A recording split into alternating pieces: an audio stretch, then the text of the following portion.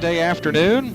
Enjoying all of this beautiful weather that we're having here in Rutherford County. And looks like right now, got about 88 degrees here on the J. Percy Priest Lake. You never know where Mike Sparks will have you going, what hoops he'll have you jumping through, what places you'll see that you never thought you would see, especially with a radio show. All right. We think this is the first ever, ain't it, Brian? Well, I can't think of anybody else. First WGNS, though. It is, absolutely. And, you know, you might even be able to hear the water in the background. We are actually on the lake today, aren't we? Yeah. We're on a, this is 24-foot pontoon boat. And Hollingshead Conrete, Smyrna Ready Mix. Mike and Jeff Hollingshead has been a sponsor with WGNS for a number of years. I want to thank them. Got them out here, and they're going to talk about their business, a lot of the good things that they're involved in the community, and some of the fishing tournaments. And if anybody's big bass fishermen out there listening, going to have them on the air here in a few minutes. But we're out here, I guess I'm looking at Stewart's Creek launch area, and then I can see Fate Sanders Marine over here. We were at the bridge a little while ago, and I was daring Rodney over here that's with Smyrna Ready Mix to jump off the bridge, and I think he was a little scared. Well, you know, I wouldn't do it. Would you? Back in the day, I guess. I don't know about now. I'm in dress clothes, too. Brian, you was kidding me about being not dressed for the lake, but I'm in some slacks and stuff here. Just how long ago? Yeah, Scott's done it before. Scott Walker at the station. Scott has? Yeah. Has he? Now, back in the day, how long ago was that? I was 60s? back in the 80s, man. 80s? 90s. Back in the 90s, yeah. 90s? Yeah. Right. I bet. Wasn't that long ago.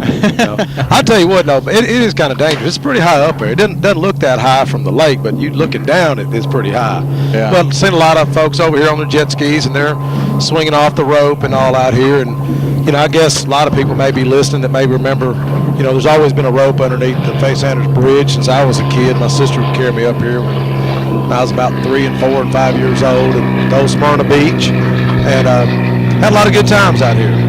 Well, this is a pretty big destination, I guess, for people who want to get out on the water and enjoy, really from all over, I guess. Oh yeah. Well, it's kind of the jewel of Smyrna, you know, with just being a few miles away, you can hit the lake like these guys do twice a week, always on these tournaments and so forth. I don't make it out like I used to, you know, but I know Scott likes to come out here and with his boat. Well, it's you know, a popular place that I don't know that a lot of newcomers to Rutherford County, they may not know that this is here. Yeah, you know, 2 weeks ago we had county historian Ernie Johns up, and he was talking about, you know, he was showing us the old footage where they, the Corps of Engineers took in the farms and so forth to make this lake like they done, and I believe it was about 50-50. I think 16,800 acres were in Rutherford County. The other 16 roughly were in Davidson County. I think a little bit portion was Wilson County. Beautiful area though, a lot of recreation out here, and you know, hopefully you know, have a good time with it out here today.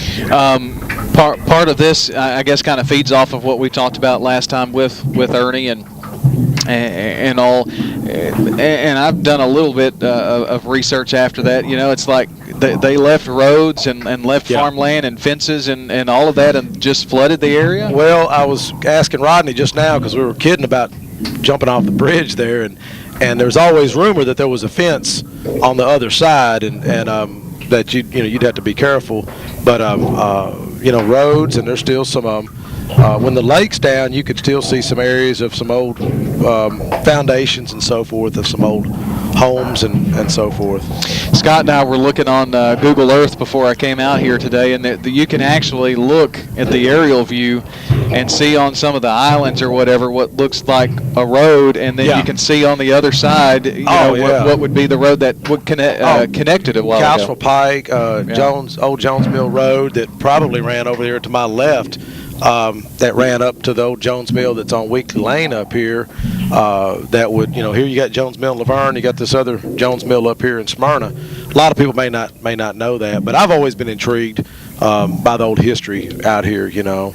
Well, speaking of jewels, I guess, here in Smyrna, I wanted to ask you a little bit, and I talked to you earlier this week, I guess, about the fact that Nissan is now going to be producing an electric car. Yeah. Starting in 2012, could be adding about 1,200, 1,300 jobs, which I guess is the best news out of all of it. Yeah, good news. Senator Jim Tracy was at a Rotary meeting earlier, and he elaborated on some of that. And it is positive news for Rutherford County. We definitely need positive news, you know, with people, Bridgestone's that's laid off and other companies that have cut back. You know, it's I've heard a lot of teenagers say that it was tough for them to find a job because a lot of your adults are taking some of those jobs that maybe kids and teenagers would have once took. Yeah. Well, on the positive aspect of it, the jobs, and it's 2012. They've got to build a battery plant and all of that kind of thing. But one interesting note that you shared earlier, that if folks weren't listening earlier this week when that announcement came out, is the fact, is America ready for an electric car?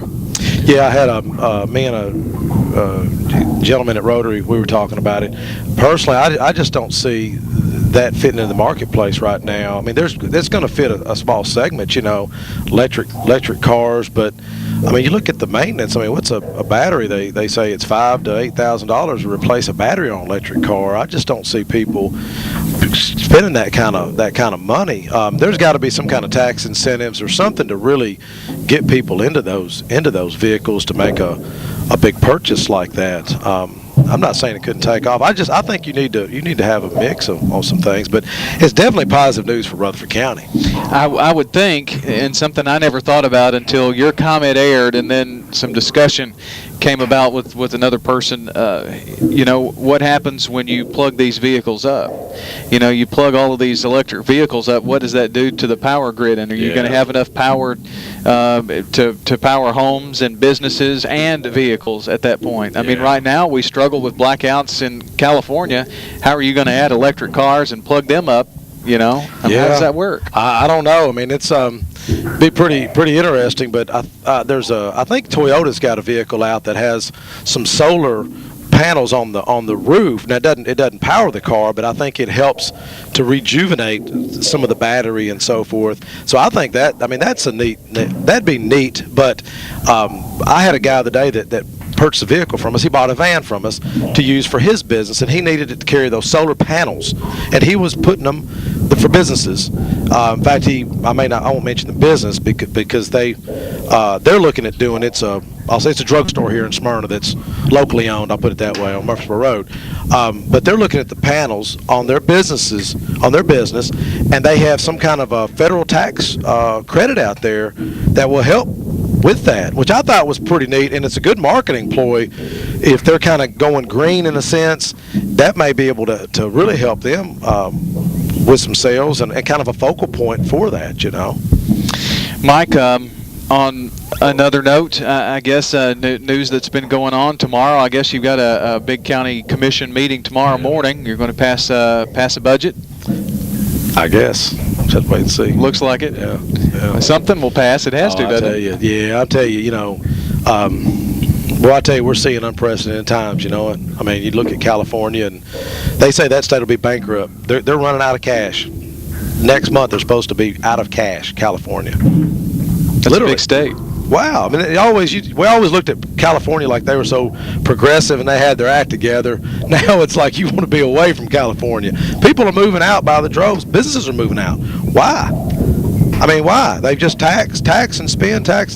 And 10 years from now, they're going to have massive problems. They already have massive problems. 10 years from now, they're going to really have massive problems. If your business community keeps moving out to adjoining states because they're more pro-business,